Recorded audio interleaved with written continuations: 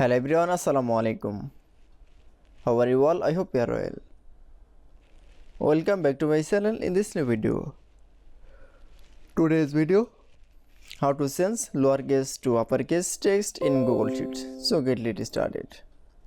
At first, open your Google Sheets document file. In this video, I will show that change lowercase to uppercase text. Now you can see, now click for the apply. Now press for the equal option, then type from the uppercase upper. Now for click, then click for the text option. Now keyboard press from the enter. That's it. Now click for the okay. That's it. Then issue change lowercase to uppercase text in Google Sheets is very easily. I hope you enjoyed the video. Please like, comment, share and subscribe my channel.